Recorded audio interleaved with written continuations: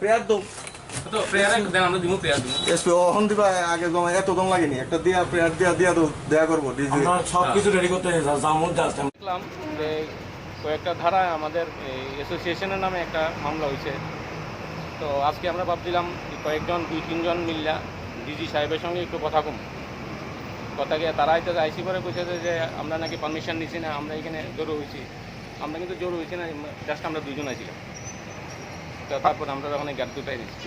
কারণটা কি কারণে ধরছিল আপনাকে? আমরা নাকি আইন ভাঙতেছি। আচ্ছা, তো আজকে কি করতে আসছেন এখানে? না, ডিজি সাহেবের সঙ্গে দেখা করতে মাছিলাম। হ্যাঁ, যদি দেখা না করে তাহলে ভাবছিলাম পারমিশন নিব, পারমিশনের জন্য প্রেয়ার করবো। তো এখন মানে পুলিশ কি করছে আপনার? আমরা নাকি আইন ভাঙতেছি, এই জন্যই যেতে। তারপরে নাকি করলে আমরা নামে নাকি কেস আছে। আপনারা কার পক্ষ থেকে আইছেন? আমরা তো অ্যাসোসিয়েশনের পক্ষ থেকে আছি। হ্যাঁ, অল ত্রিপুরা দর্শক অ্যাডহক শিক্ষক সংগঠনের পক্ষ থেকে আছি। আজকে কতজন আইছিলেন টোটাল মোট? এখন তো আমরা 2জনই আছি। আপনারা কি তারা অ্যারেস্ট করছে জায়গাতে? এটা তো কিছু কইছে না, কইছে গাড়ি দুটো। কে কইছে গাড়ি দুটো? কোচিং থানার ওসি স্যার। ওই ডিজি স্যারের সঙ্গে কথা বলতাম কালকে ঘটনা পরিপ্রেক্ষিতে পেপারে পাইছিলাম আমাদের সভাপতি বিমল স্যার এবং আমাদের সদস্য কমল দা কি ধারায় মামলা করছে স্যারের সাথে কথা বলতাম আসছিলাম যে আমরা তো কোনো দোষ নাই, আমরা নিরপরাধ। আমাদের পরিবার আজকে না খাওয়ার মতন অবস্থা। আজকে প্রায় 42 দিন হয়েছে বেতন নাই, একটা ব্যাংক অ্যাকাউন্টে ঢুকছে না।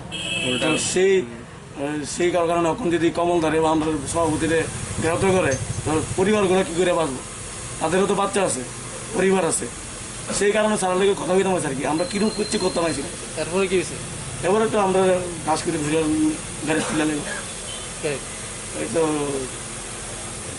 এখানে পুলিশ এটা তো কিছু কইছে না, কে লেগে আপনারা কেন গাড়ি তুললো, এটা তো আপনারা কিছু কইছে না। আমরা কইছে যে আপনারা এখানে জড়ো হইতেছেন যে আমরা কিন্তু 2জনই আছিলাম জেনারেলি। তো যাই হোক, আমরা তো আগে একটু করলাম, আমরা তারপর আমরা তো কোনো তার সঙ্গে সহযোগিতা করছি, আমরা তো অসহযোগিতা করছি না তার সঙ্গে। আজকে এই আন্দোলন করার পরিপ্রেক্ষিতে কি আজকে আপনারা মানে এই জায়গাতে এসেছিলেন নাকি?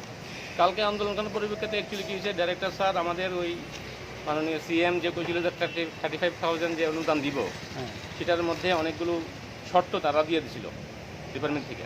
তো কালকে যখন আমরা যাই তখনই পুলিশের সঙ্গে বোধ হয় কোনো ওইখানে হয়েছে যে যাই হোক অনেকগুলো ধারাই দান করছে। তো ধারাগুলো তো জানি না আমি যদিও।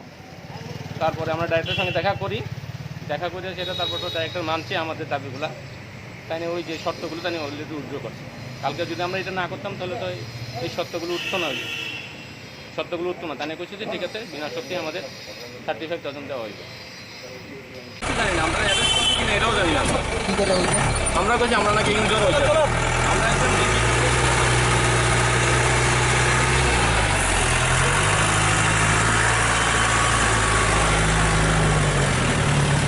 মানে আপনারা ধরতে পেরেছেন? 2জন গেছে। এই কি কারণটা মানে মূলত বলা যাচ্ছে না, প্রথম